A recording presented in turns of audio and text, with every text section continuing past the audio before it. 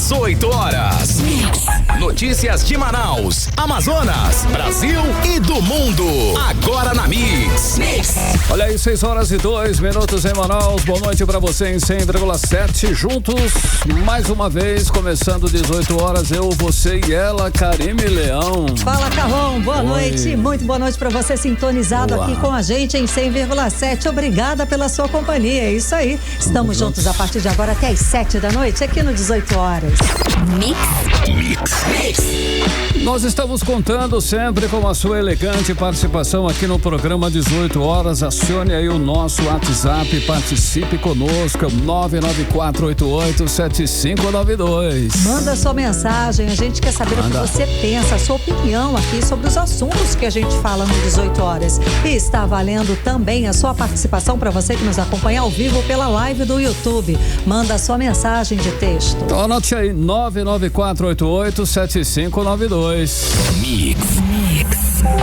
Começando 18 horas de hoje com os destaques do dia. 2 acidentes complicam o trânsito em Manaus na manhã dessa terça-feira. O ano começa com aumento de 5,19% nos aluguéis em Manaus. O índice foi maior que a média nacional. Deslizamento assusta moradores na Cidade Nova. Um barranco cedeu e engoliu parte de uma casa. Pesquisadores avaliam a qualidade da água dos rios do Amazonas. Legal, 6h04, você no melhor Mix do Brasil, esses e outros assuntos, hein? Nós vamos conferir os destaques de hoje, os destaques desta terça-feira, 18 de março de 2025, no ar só pra você, mais uma edição do programa 18 horas aqui no melhor Mix do Brasil. 18 horas. Aí, Melhor, começando com o trânsito. Exatamente, hoje Kennedson Paz está nas ruas da cidade para passar pra gente informações ao vivo a respeito do trânsito. Kennedson, boa noite. Por onde andas? Onde estás, Kennedson? Trânsito.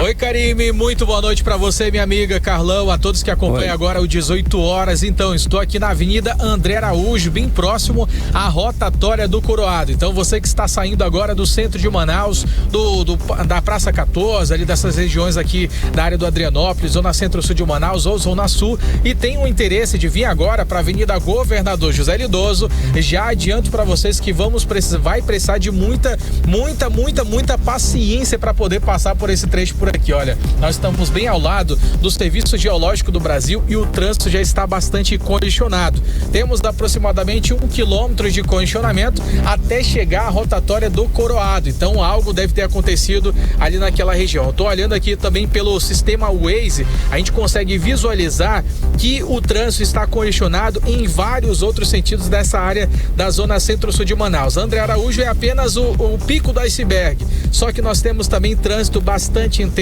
na Avenida Rodrigo Otávio, para você que vai seguir agora em direção ao Japim ou Distrito Industrial. Também temos trânsito congestionado na Avenida Cosme Ferreira em direção à Zona Leste de Manaus. Então o trânsito está bastante intenso nessas primeiras horas, né? Na verdade, nessa primeira parte da noite de hoje. Então, com certeza, vamos precisar de mais atenção e também mais paciência no trânsito. Temos também trânsito congestionado para quem vai seguir em direção à Avenida Governador José Lindoso. A Avenida Efigênio Salles também está com trânsito bastante congestionado, ou seja, trânsito para todos os lados. Parado o trânsito. Carlão. Tá parado, hein, Karime? É isso aí. Obrigada, Kennedson Paz, pelas informações. Valeu, quem agora 6h06, você era o melhor Mix do Brasil. 18 horas. Olha, começamos o programa agora com o seguinte alerta, um alerta inclusive importante. A Prefeitura de Manaus intensificou as ações de vigilância contra o sarampo, emitindo uma nota técnica com orientações para profissionais de saúde e para a população em geral. A recomendação principal é manter a vacina em dia, Karime. Exatamente, Carlão. O alerta veio depois da confirmação de 2 casos de sarampo em crianças no Rio de Janeiro. A secretária municipal de saúde, Chádia Frache, destacou que a doença é altamente contagiosa. A vacina contra o sarampo é gratuita e está disponível em mais de 160 unidades de saúde aqui em Manaus. Ou seja, tem lugar e tem dose dose suficiente para todo mundo que precisa se proteger. Ora, e para quem acha que o sarampo é coisa do passado, né? Não. Vale lembrar que Manaus registrou casos em 2020, todos vindos de fora. O subsecretário de Gestão da Saúde, Djalma Coelho, afirmou que a cidade tem uma boa cobertura vacinal acima da meta do Ministério da Saúde. Mas isso não significa que a gente pode relaxar, né, Carlão? O repórter André Meirelles tem mais informações sobre essa ação da Prefeitura de Manaus e conversa ao vivo aqui com a gente do 18 horas. Boa noite, André. Então, quem quiser se vacinar ou vacinar os filhos, o que deve fazer? Vamos lá, vamos ao serviço logo de cara. Boa noite. Muito boa noite, Karime. Boa noite, Carlão. Boa noite a você que nos acompanha aqui na 100.7, também pelo canal no YouTube. Já prepara aquele documento, né? O principal documento, a carteira de vacinação, para que você possa procurar uma das mais de 160 unidades de saúde aqui da capital amazonense, para que você possa ir até esse local, levar seu filho, né? As crianças aí menores de 1 ano de idade, também para receber a vacina contra o sarampo. A gente também tem todo um balanço aqui que a gente vai continuar falando até o final sobre a situação do sarampo aqui na capital amazonense. A gente não vê muito, né? E a maioria dos que acontece, segundo a ciência, é de que vem de fora. Mas isso é bastante perigoso, porque o sarampo que vem de fora, para quem não está imunizado, acaba aí, né? Contaminando outras pessoas, claro. As outras pessoas, né? A ciência alerta que a população, né, tem que manter essa vacinação contra a doença em dia. A secretária municipal de saúde, Chádia Frache, informa que as recomendações se tornaram urgentes logo depois que a Secretaria de Estado de Saúde do Rio de Janeiro confirmou dois casos de sarampo em crianças menores de 1 ano não vacinadas ainda com a tríplice viral. Vamos acompanhar. As recomendações para a intensificação das ações de vigilância contra essa doença se deram como urgentes após a Secretaria de Estado de Saúde do Rio de Janeiro confirmar 2 casos de sarampo em crianças menores de 1 ano não vacinadas com a tríplice viral. Esse fato acende um alerta imediato, pois o sarampo é uma doença viral que é altamente contagiosa e todos nós precisamos estar alertas para evitar que casos ocorram em Manaus. 18 horas. Olha, a secretária Chádia Frache ainda disse que a principal orientação para a população é manter o calendário de vacinação em dia, e a vacinação contra o sarampo é gratuita pelo Sistema Único de Saúde, o SUS, e em Manaus está disponível em mais de 160 unidades de saúde. Os endereços e horários de funcionamento desses locais, vai do seu bairro, né? Você que é da Zona Leste, Oeste, Norte da capital amazonense, é só acessar o censa.manaus.am.gov.br. Vai estar a unidade que tem disponível essas vacinas e o endereço para que você possa ir até lá. Chádia Frache ressalta ainda que a vacina faz parte desse calendário básico de vacinação das crianças, com um esquema vacinal de 2 doses que deve ser tomadas nas idades corretas. A primeira aos 12 meses de idade, que é a tríplice viral, e a segunda aos 15, que é a tetraviral. Vamos acompanhar. A principal orientação para a população é manter o calendário de vacinação em dia. A vacina é gratuita, está disponível em mais de 160 unidades de saúde e é a tríplice viral, que deve ser tomada a primeira dose aos 12 meses de idade e a segunda dose aos 15 meses. Quem tem entre 5 e 59 anos e não possui nenhuma comprovação de que tomou alguma dose da vacina contra o sarampo, precisa procurar uma unidade básica de saúde para que o caso seja avaliado e as doses recomendadas sejam aplicadas se necessário. 18 horas. Tá, então, Karime e Carlão, a gente conferiu a fala da secretária da Censa, que é a Secretaria Municipal de Saúde, Chádia Frache, falando aí dessas recomendações para vacina, as idades também, né? Principalmente em crianças, porque é bom vacinar logo. Lógico, tem que fazer parte do calendário vacinal da criança assim que nasce. É a determinação do Ministério da Saúde, mas quem não tem certeza, quem perdeu, quem não sabe se vacinar, também a secretária indicou até os 59 anos, procura uma unidade de saúde para ter certeza, né, para conseguir vacinar.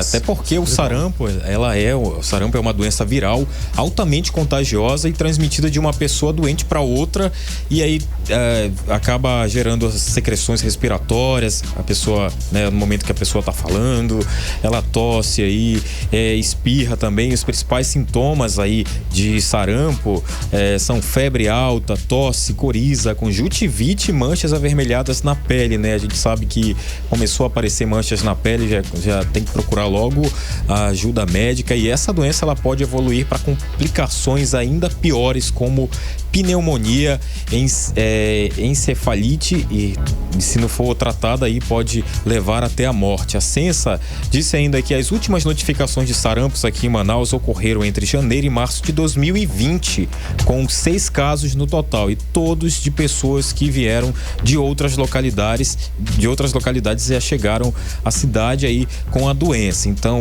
esse é o alerta que é feito pela Censa, procurar aí a vacinação, porque muitas das vezes não tem aquela endemia ou epidemia aqui em Manaus, mas é a no vacinação estado, que controla isso. A vacinação que controla. E quem não tem essa imunidade, pessoas, como ele falou, que pode vir de fora, assim como foi o caso da Covid, contaminar as outras pessoas. Então essa é a orientação. Tá certo, tem que se vacinar mesmo. André Meirelles, muito obrigada pelas informações e pela apuração. Legal, André, agora 6h13, você está no melhor mix do Brasil. 18 horas.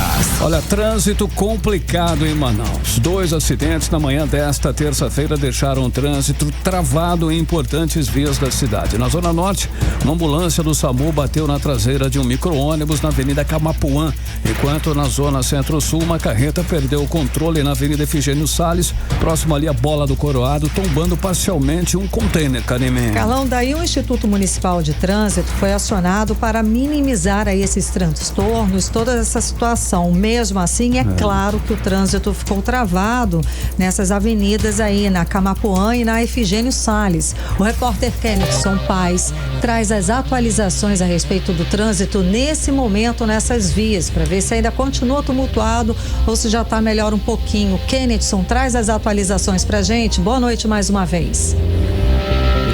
Oi, Karime, muito boa noite novamente para você, para todos que acompanham agora 18 horas da Mix. Então, na Avenida Camapuã, que é bem próximo ali do Terminal 4, na área da Zona Norte de Manaus, o trânsito já está fluindo por lá normalmente, porque o acidente, ele envolveu ali um ônibus que é da rota ali do Distrito Industrial com uma ambulância do SAMU. O impacto foi tão forte que a frente da ambulância ficou completamente destruída e um profissional do SAMU, inclusive, precisou de atendimento médico ainda no local. Felizmente, ali os passageiros do micro-ônibus, eles não ficaram feridos, mas o acidente ele causou um grande engarrafamento na região. Isso a gente está falando ali de uma parte inicial do dia. Agora o trânsito já está fluindo naquela região. Aqui na área bem próxima à rotatória do Coroado, também houve uma outra situação envolvendo carretas. Mais uma vez, carretas envolvidas em acidentes aqui na nossa capital amazonense, que poderia ter terminado em uma tragédia. Esse caminhão quase tombou aqui bem próximo da rotatória e por pouco não atingiu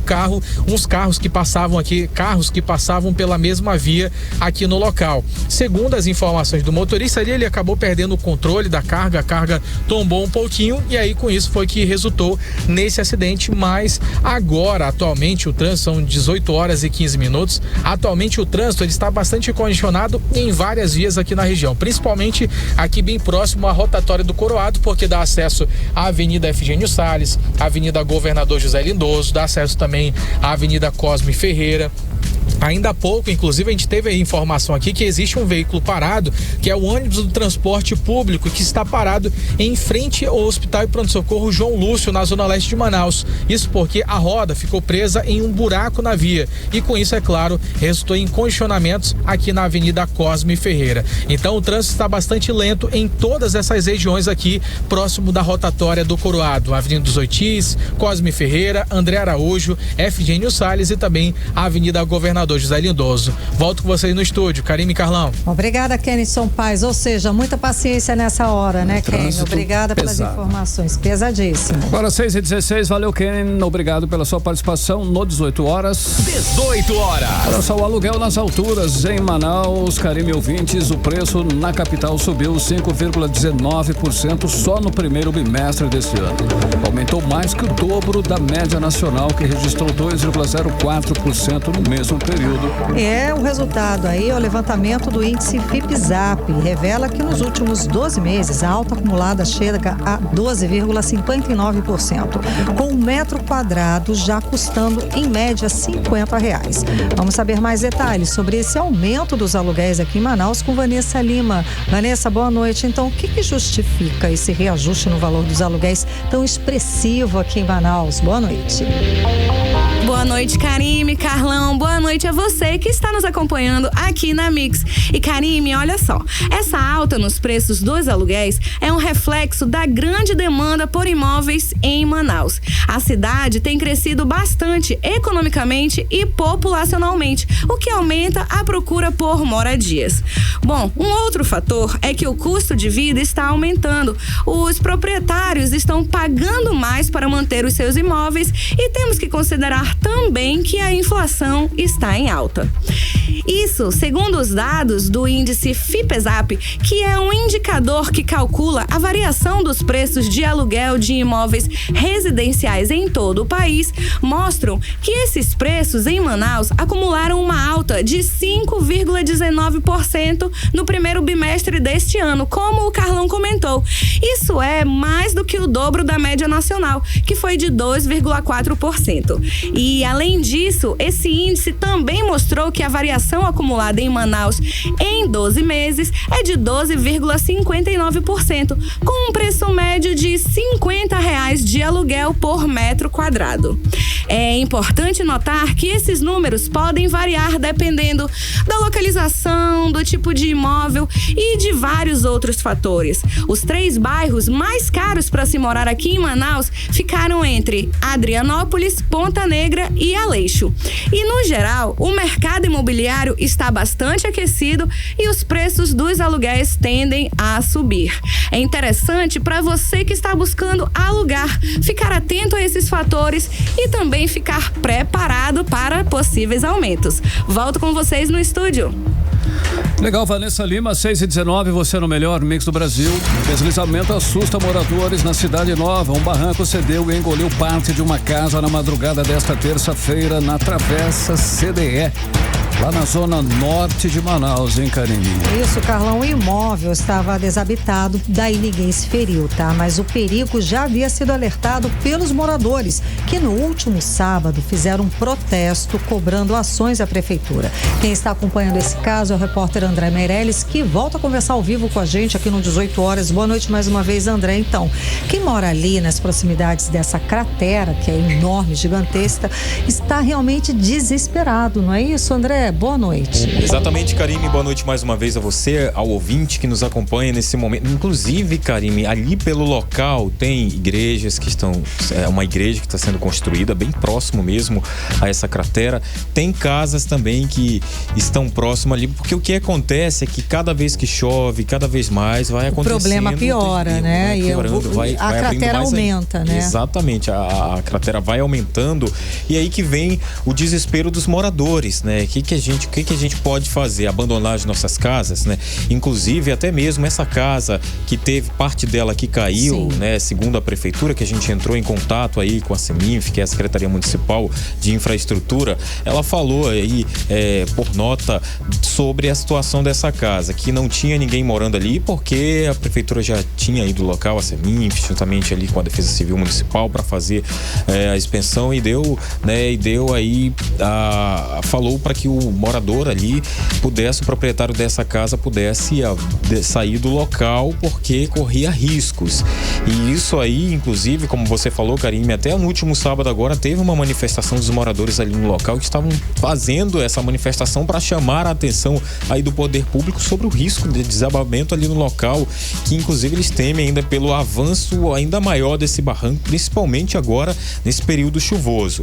A gente procurou a CEMINF, que é a Secretaria Municipal de Infraestrutura, para saber aí sobre o que vai ser feito no local sobre a cratera. A prefeitura informou, né, sobre a casa, que tinha notificado o proprietário sobre esses riscos e que o local ali passou por estudos recentes que indicou as construções nesta área, que acabou formando aí erosões, inclusive a CEMINF orienta que as construções que estão sendo feitas, como essa igreja no local, corre riscos aí de que essa erosão pode levar a mais deslizamentos ainda, né? Mas as pessoas não podem sair abandonando as suas casas. Então a gente procurou o posicionamento da prefeitura, da Seminf, para saber aí o que vai ser feito, e respondeu que para minimizar os impactos, nesta semana vão ser realizadas obras emergenciais de desvio de drenagem ali no local. Inclusive tem até uma empresa terceirizada que foi acionada já na manhã de hoje, que foi levada para lá para fazer aí todo esse estudo e começar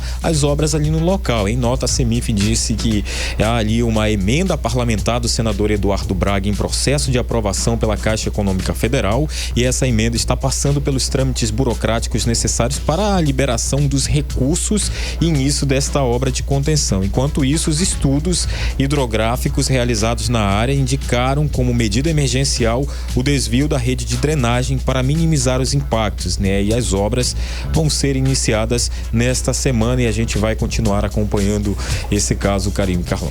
Muito obrigada pela apuração, pelas informações, André Meirelles. Valeu, André. 6h22, você no melhor mix do Brasil. 18 horas.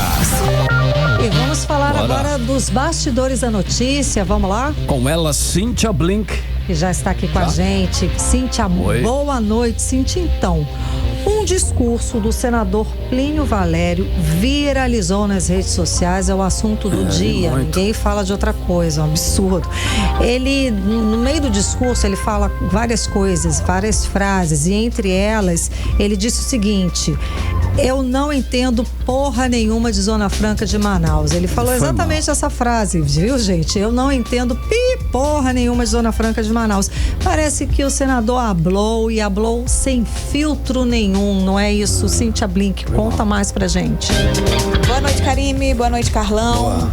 Pois é, senador Plínio Valério, a gente nem lembra que ele é senador, mas ele é. São 3, tá? Eduardo Braga, Omar Aziz e Plínio Valério. Ele tá lá representando o Amazonas, e quando ele foi falar durante uma homenagem, ele estava sendo homenageado, ele e os outros 2 ali na FEComércio, por conta da atuação deles para defender a Zona Franca de Manaus, para defender que a Zona Franca continue forte durante a reforma tributária, que ainda está rolando, né? Não teve um capítulo final, mas a gente está conseguindo ter os incentivos garantidos, não é?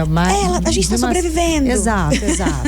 E aí, durante a fala dele, ele vem com: eu não conheço, eu não sei, eu não entendo porra nenhuma de Zona Franca de Manaus. E não é normal que um senador da República fale isso. E para falar bem a verdade, Plínio Valério entende de Zona Franca de Manaus, sim, porque ele já falou inúmeras vezes, em inúmeras entrevistas, para TV Senado, por exemplo, para nós mesmo aqui.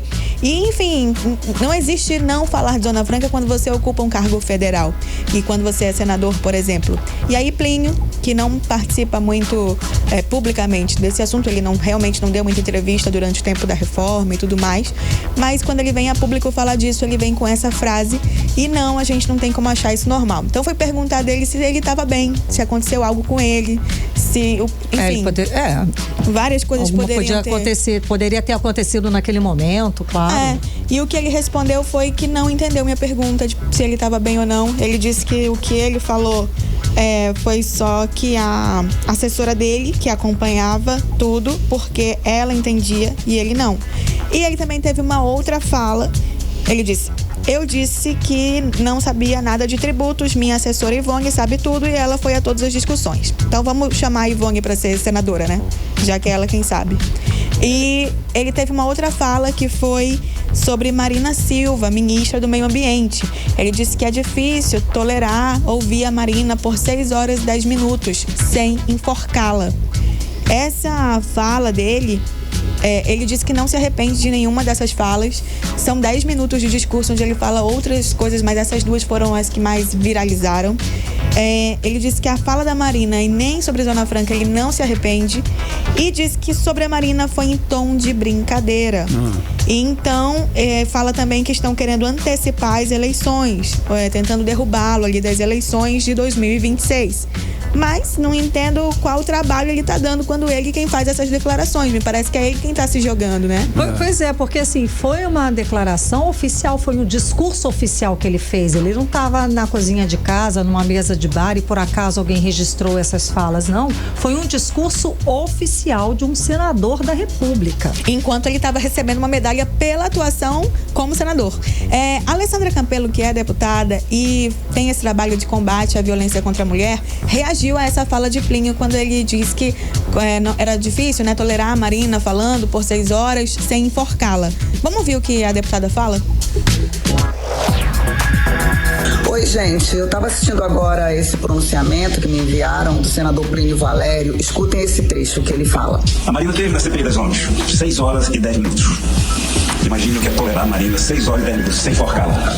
Bem, com todas as reservas que eu tenho em relação à dificuldade que o Ministério, que a ministra controla, coloca em relação à BR-319, discordo em muitas coisas em relação à BR-319, porque a gente precisa dessa estrada, mas eu não posso admitir, como mulher, como procuradora da mulher, como representante das mulheres, esse tipo de violência. Engraçado não, porque de engraçado isso não tem nada, mas assim, o patético é que eu nunca vi o senador, e eu não tenho nada pessoal contra ele, tá? Nunca tive. Eu nunca vi o senador dizer que ia enforcar um homem por achá-lo insuportável ou qualquer coisa assim. Ele nunca falou isso sobre nenhuma autoridade masculina. E aí, por que só contra as mulheres? Ouçam de novo. Imagine o que é tolerar a Marina 6 horas e 10 minutos sem enforcá-la. Isso é a cultura da violência contra a mulher. 18 horas. A gente acabou de ouvir a deputada Alessandra Campelo comentando sobre a fala do senador Plínio Valério. Ela fala que ele nunca falou isso para um homem. Então eu fui perguntar se ele tem vontade de enforcar mais alguém. E aí ele respondeu que ele falou em tom de brincadeira.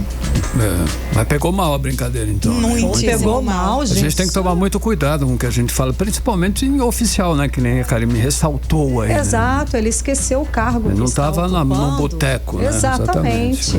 Não, e um senador da República dizer... Que tá não lá entendo no topo, porra nenhuma de Zona Franca. É rasgar o dinheiro que você paga de imposto. E porque quem faz é a minha assessora. Nele. E quem faz tudo é a minha assessora. A Ivone, quem cuida de tudo, porque eu não entendo de porra nenhuma. Então é complicado mesmo, Blink.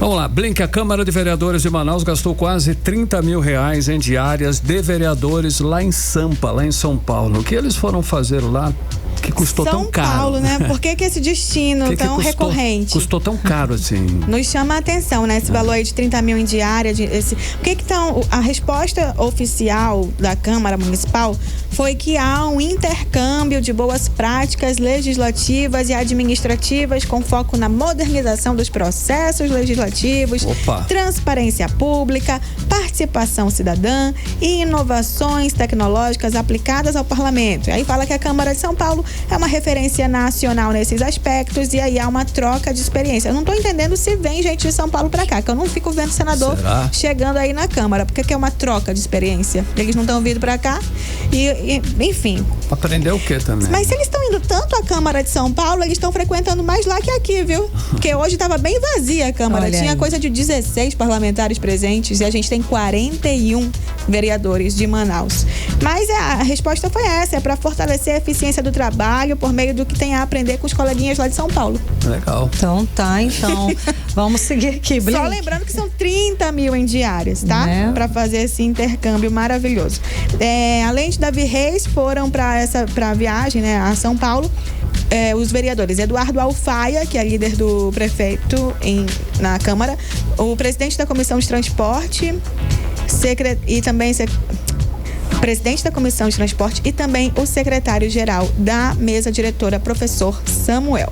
Eles foram aí fazer esse intercâmbio.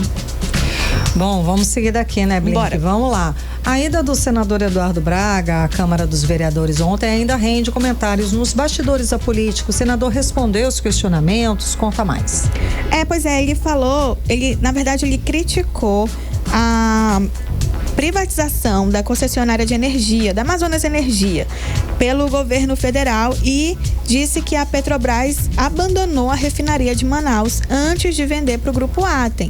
Foram questionamentos feitos pelo vereador Rodrigo Guedes. Ele queria ouvir ali o parlamentar sobre o que ele pensa dessas questões. Ele também chegou a falar que a privatização da Amazonas Energia ele tratou como foi um desastre, aspa dele. E também sobre a Petrobras, né? Ele falou que abandonou a Manaus e ele ficou comparando os preços da gasolina, porque se ele falou, né, que em Manaus a coisa já tá difícil, a gente bate aí os R$7 o litro, imagina no interior do Amazonas. E ele citou algumas cidades mais distantes para falar sobre isso. Então, ele demonstra aí que não participa, não colabora, não aprova essas privatizações. Estão fazendo ali um posicionamento mais à esquerda, né? Mais próximo de Lula, que é o grupo a quem pertence Eduardo Braga hoje. Beleza. Link, ontem a elite, né? O top da política do Amazonas estava lá em Brasília, capital. Todos foram conferir a posse da recondução de Beto Simonetti na presidência nacional da OAB.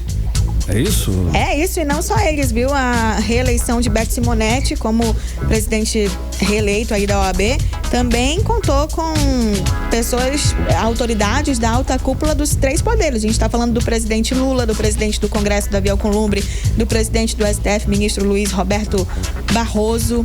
E aqui do Amazonas foram lá o governador Wilson Lima, presidente da Assembleia, deputado Roberto Cidade, o desembargador Flávio Pascarelli, que representou o TJ, representou o desembargador Gilmar Fernandes, que hoje é presidente do Tribunal de Justiça, e uma série de advogados aqui do Amazonas também estiveram por lá, por conta desse marco, né? Simonetti, ele é filho de Simonete Cabral, o nome é Simonete Cabral Filho, e foi 4 vezes presidente da OAB Amazonas, o pai do Simonetti, que hoje é reeleito presidente da OAB Brasil. Então ele vem de uma família com tradição aí entre esse mundo jurídico, esse mundo de advogados e tudo mais. É isso. E é importantíssimo para aqui para o estado, sem dúvida. Ter um prestígio, sem dúvida. Uma solenidade em que estava presente o presidente da República. A gente está falando de alguém que alcançou um reconhecimento muito forte dentro da profissão. Sem dúvida, é isso? É isso, trago mais informação para você amanhã. Valeu, Blink, até amanhã. Valeu, Blink, 6h33, você no melhor mix do Brasil. 18 horas. Boa notícia, hein? Olha só, para quem sai em dia com o IPTU, Karime, quem tiver em dia, a Prefeitura de Manaus vai aumentar os prêmios da campanha IPTU Premiado 2025. Quem pagar aí o imposto em cota única até o dia 31 de março, além de garantir o desconto de 10%, concorre a prêmios que chegam a R$1 milhão. Olha aí, ao todo, Carlão, vão ser 11 sorteios ao longo do ano, totalizando mais de R$3,6 milhões em prêmios. Escuta essa, os sorteios vão ser baseados na Loteria Federal e o primeiro grande prêmio de R$1 milhão já sai agora em abril. Além do sorteio especial para quem pagar tudo de uma vez, a Prefeitura vai realizar sorteios mensais de até R$40 mil, além dos prêmios especiais no fim do ano que podem chegar a R$300 mil. Não precisa fazer cadastro nenhum, basta estar em dia com o IPTU. Para conferir mais detalhes sobre esse assunto, você pode acionar aí o site IPTU Premiado tudo junto.manaus.am.gov.br, repetindo para você que ficou interessado, IPTU Premiado tudo junto.manaus.am.gov.br. Karime. Bom, um detalhe, Carlão, que essa ação, né, dessa campanha não é só para distribuir prêmios, gente. Desde o começo da campanha, em 2021, o programa já ajudou a reduzir a inadimplência do IPTU, que caiu de 50% para 40%, tá? Agora, ano passado, em 2024. Com isso, a Prefeitura arrecadou quase R$490 milhões no ano passado, 14% a mais que em 2023. Mix. Agora 6h35, nós vamos conferir a previsão do tempo para amanhã aqui em Manaus e é com ela, Vanessa Lima. Previsão do tempo. Terça-feira de chuva e clima quente na capital amazonense. E a previsão para a noite é de probabilidade de chuva intensa de 85%. E para amanhã, 19 de março, quarta-feira, a previsão, segundo o site Clima Tempo, é de clima chuvoso durante todo o dia. À tarde, temos previsão de temporal e à noite a chuva tende a diminuir, mas permanece leve. A temperatura nessa quarta vai variar entre mínima de 24 e máxima de 28 graus. A umidade relativa do ar fica em torno de 77 a 96%. Legal, Vanessa Lima. Você está ouvindo 18 horas. Olha, o Rio Negro reduziu o ritmo da subida, hein? De ontem para hoje ele subiu apenas 5 centímetros, deixando agora a marca da água no porto de Manaus em 25 metros e 31 centímetros acima do nível do mar. Carlão, e desde que começou o processo de cheio, o Rio Negro já subiu 13 metros e 20 centímetros. Só esse mês de março já subiu 1 metro e 31 centímetros. Mix. Para 6h37, conferindo o trânsito, Karime Leão. Vamos lá, vamos saber por onde anda o repórter Kennethson Paz, que traz as informações ao vivo do trânsito da cidade. Kennethson, boa noite. Trânsito.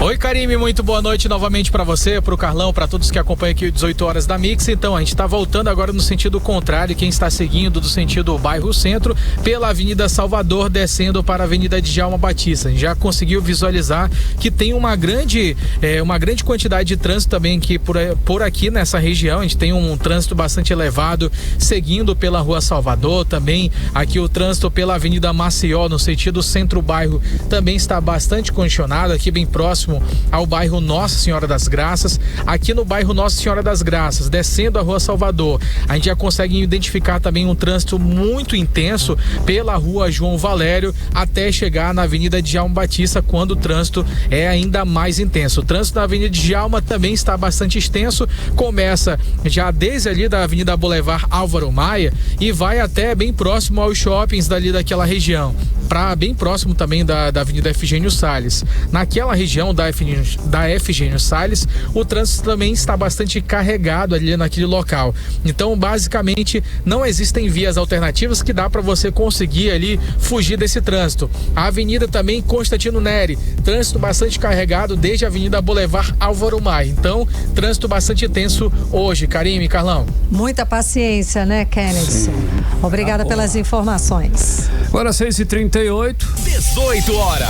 Olha só, pesquisadores avaliam qualidade das águas dos rios do Amazonas e os impactos ambientais. É isso mesmo, é isso aí. Uma equipe de cientistas está analisando os impactos ambientais causados pela presença de microplásticos e também mercúrio nos rios do Amazonas, Karime. Pois é, Carlão, todo esse trabalho é para entender até que ponto essas substâncias comprometem a qualidade da água para o consumo humano e afetam a vida dos peixes e outros animais aquáticos. Os pesquisadores vão fazer uma expedição para analisar esses pontos todos e todas essas questões, como explica a repórter Odiné Araújo.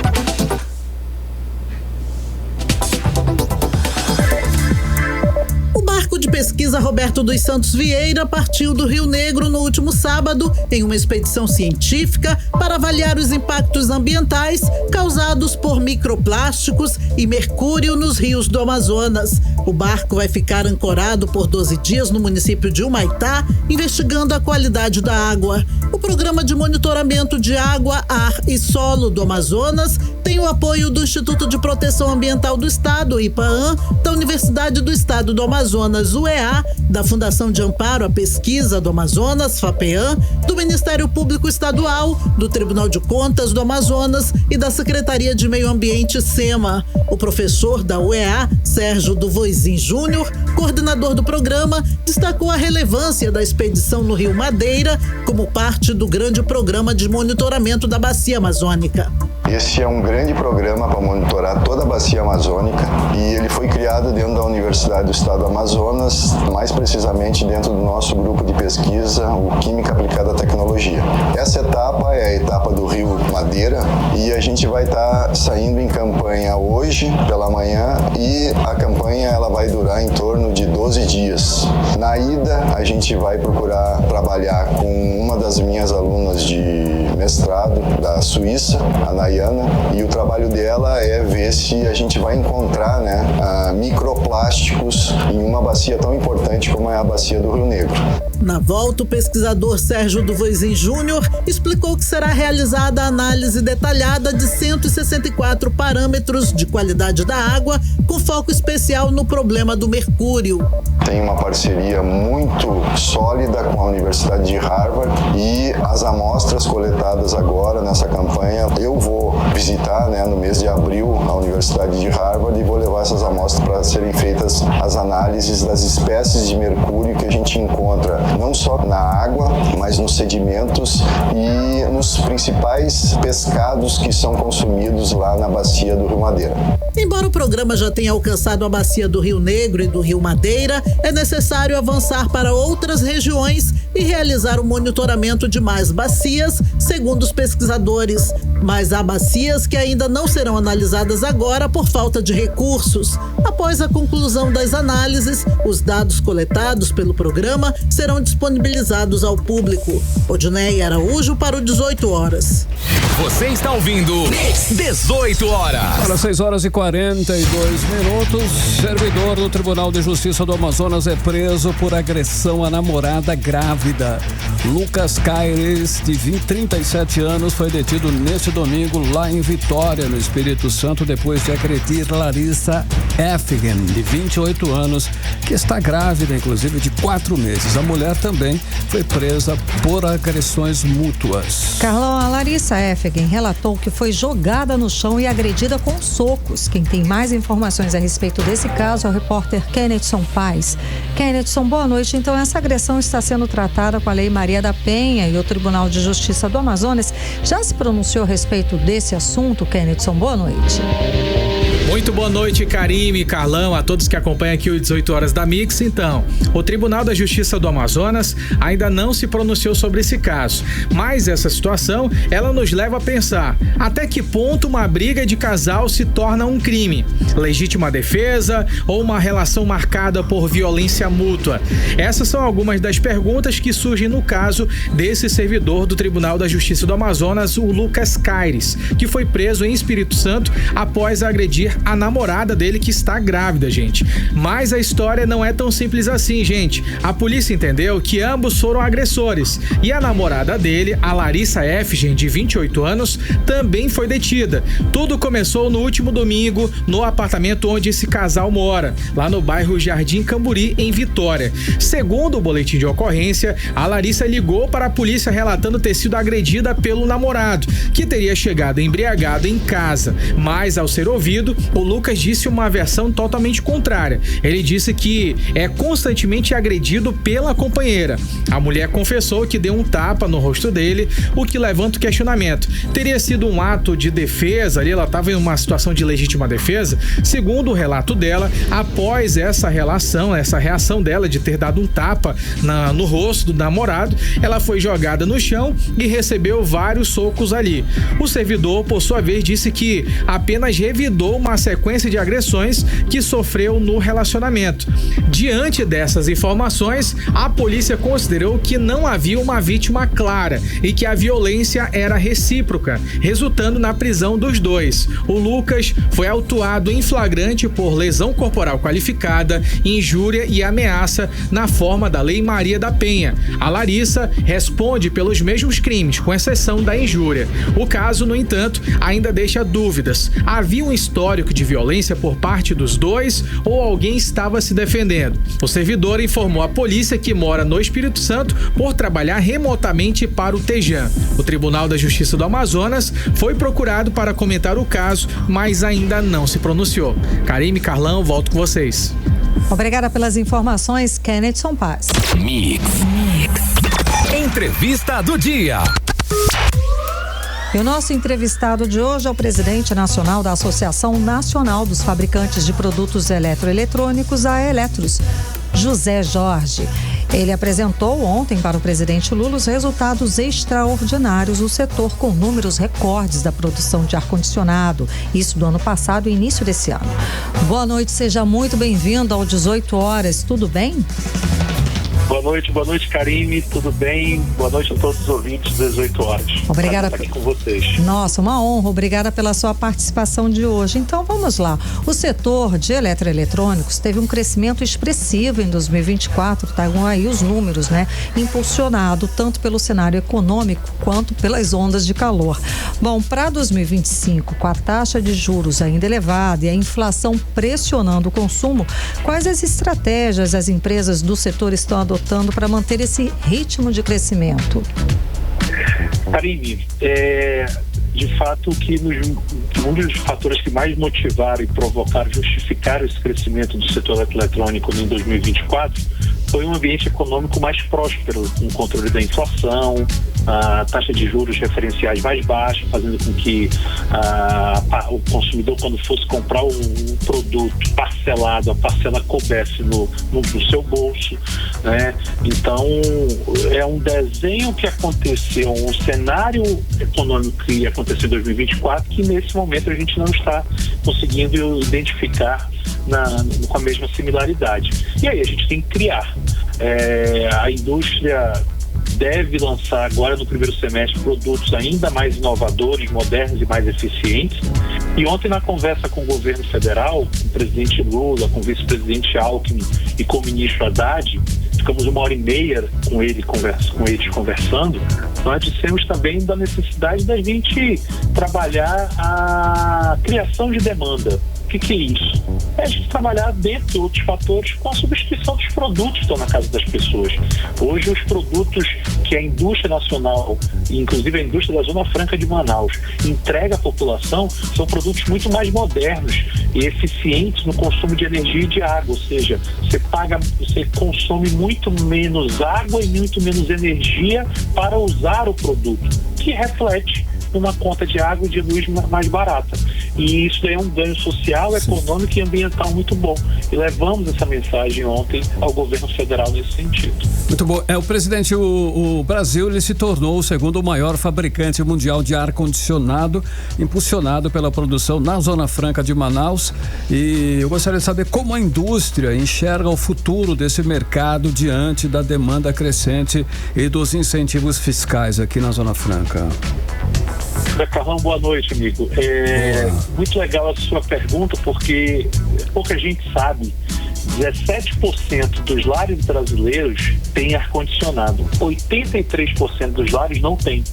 Ou seja, é um mercado, uma oportunidade para a indústria do ar-condicionado gigante no Brasil. Isso não é à toa que hoje nós temos 18 fabricantes de ar-condicionado do Brasil, todo ele instalado na Zona Franca de Manaus, que é o único local, a Zona Franca, o polo industrial de Manaus, que tem condições de competir contra o ar-condicionado chinês, o produto chinês. Graças aos incentivos fiscais, às políticas industriais, ao ambiente propício da Zona Franca de Manaus, que faz com que a gente produza no Brasil, em Manaus, o ar-condicionado mais barato do que o que vem da China. Então, nós temos uma grande oportunidade. O fator climático é preponderante na tomada de decisão para a compra de um ar-condicionado. A gente tem um estudo que diz que a pessoa passa 3 noites dormindo no calor, ela corre para comprar um ar-condicionado, porque o ar-condicionado é um aparelho que proporciona bem-estar, conforto e comodidade. Sem dúvida. Então, é um produto hoje que é necessário e que ele tem um grande ganho, que é você poder usar ele com um consumo de energia muito menor, 40% menor do que com um ar-condicionado fabricado há 4, 5 anos atrás. E a tendência, você perguntou sobre o futuro, é que a gente tenha ainda uma eficiência maior nos próximos anos, com uma diversificação de modelos de produtos ofertados ao país, graças à produção da Zona Franca de Manaus. Boa. Presidente, durante a reunião com o governo, a indústria destacou a importância de um ambiente econômico estável para manter o crescimento, é claro. Quais medidas concretas o setor também espera aí do governo federal para manter e para garantir aí novos investimentos e impulsionar ainda mais a produção? Olha, Karine, ontem um ponto de atenção que foi muito bacana no diálogo é que o presidente Lula ele é muito sensível à linha branca, aos produtos eletrodomésticos, né? E a todo momento ele questionando, ele perguntando, ele buscando entender como melhorar o ambiente para que esse produto que está na casa de todo mundo, ele possa ser ainda mais acessível. E o próprio ministro Haddad também muito curioso em buscar, em propor sugestões ali. O que basicamente nós tratamos foi a preocupação de vocês é a mesma nossa. A gente está na casa de todo mundo. Isso daqui é qualidade de vida, é bem-estar. Mas a gente precisa, para que a população tenha acesso, que os juros referenciais sejam menores. para que a população possa comprar parcelado e que essa parcela caiba no bolso, como eu falei agora há pouco. A inflação tem que estar controlada para que não haja uma pressão no custo de produção, para que a gente possa ofertar produtos acessíveis, com preços acessíveis, né? É importante que vocês continuem com os programas de distribuição de renda. Dinheiro circulando no mercado é mais produção, é mais necessidade de contratar mais pessoas, é mais dinheiro circulando. O programa como Desenrola, que limpou o nome das pessoas, cria outros programas nesse sentido, porque faz com que o consumidor possa voltar ao consumo e principalmente o nosso setor na área de refrigeração, a massa da população já respondeu por 35% do nosso mercado. Hoje é 11%, ou seja, a massa da população, classe C, D e E, não está trocando, não está comprando produtos eletrodomésticos novos. Ela está consertando aquele que está em casa. Só que esse produto está sendo consertado, ele não tem a eficiência de energia, ele tem um consumo de energia maior, ele não tem um consumo de energia de água menor, e a indústria está ofertando produtos que ele vai ter um resultado melhor no consumo de água e de energia.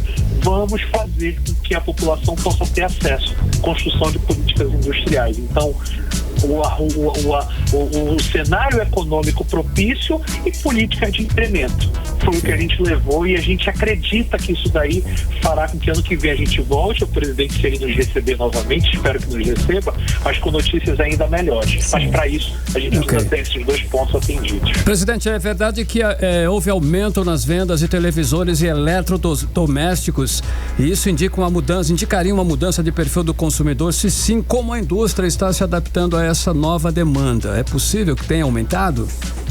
Carlão, na verdade, o que acaba acontecendo? O eletrodoméstico, ele é o produto, ele é o brinquedo do adulto. Nós somos uma referência em melhoria em termômetro da economia. Se a economia vai bem, você não conserta o seu eletrodoméstico, você compra um novo. Se ela vai mal, você conserta o seu eletrodoméstico. O que aconteceu com a produção de televisores? De forma inexplicável, mesmo não sendo o ano de Copa do Mundo, mesmo não sendo o ano de Olimpíadas, nós batemos o recorde histórico de venda de televisores. Todos eles são fabricados na Zona Franca de Manaus, né? Quase 14 milhões de produtos. Isso é o quê?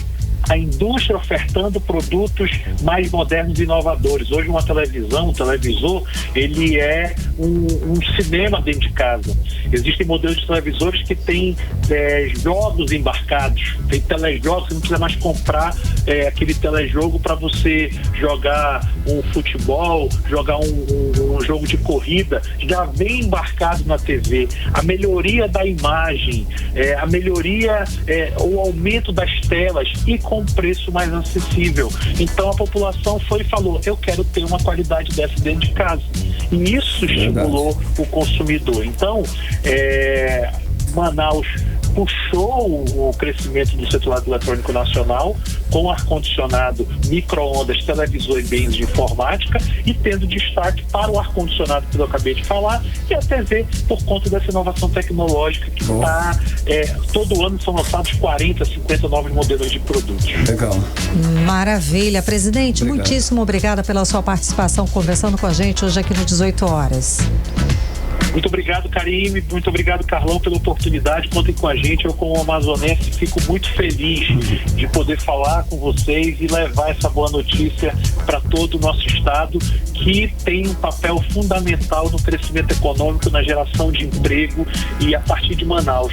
Criticaram muito a Zona Franca, e ontem eu falei para o presidente Lula.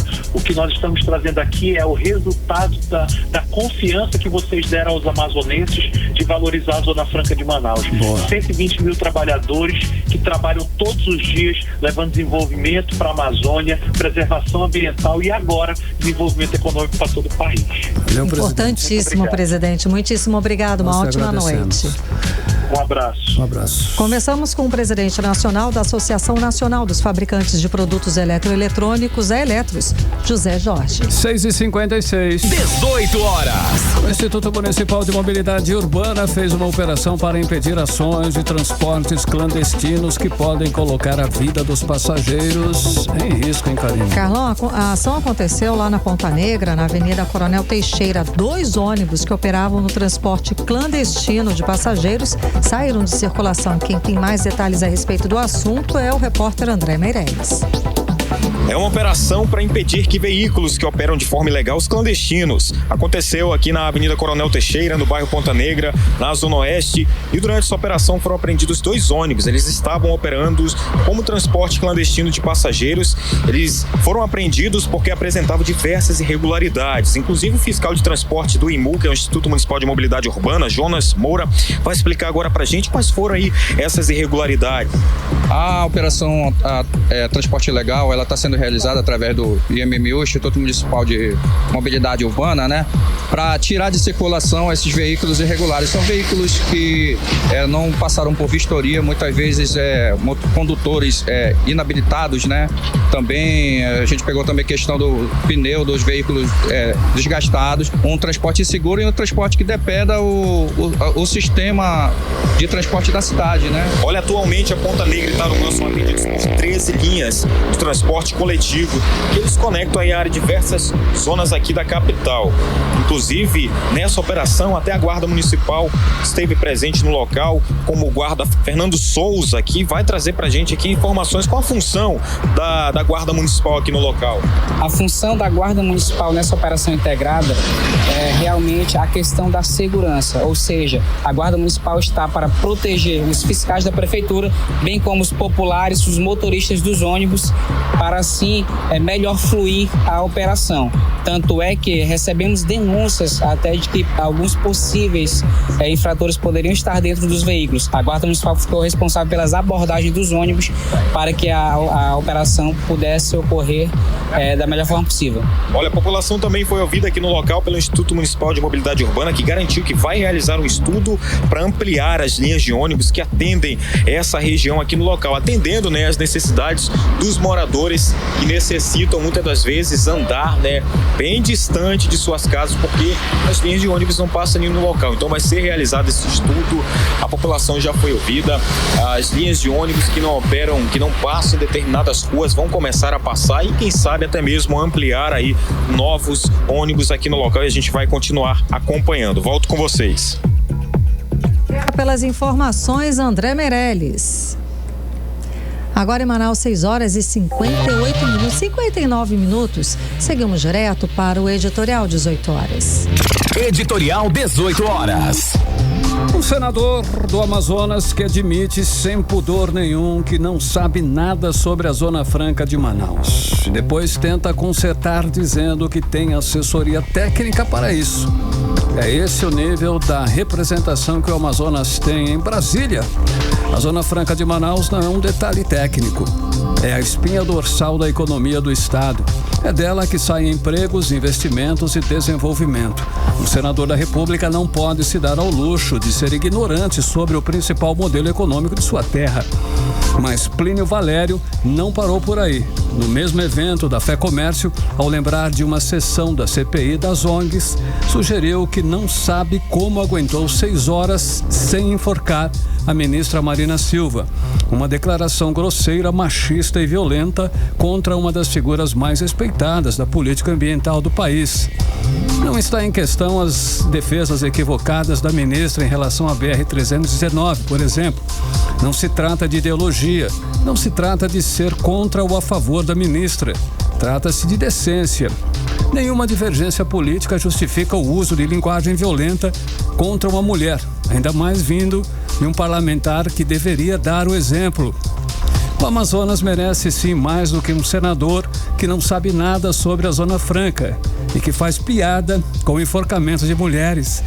Merece alguém que conheça a realidade do estado, que defenda a floresta com argumentos, não com bravatas, e que entenda que o papel de um senador é trabalhar e não disparar frases infelizes. 18 horas.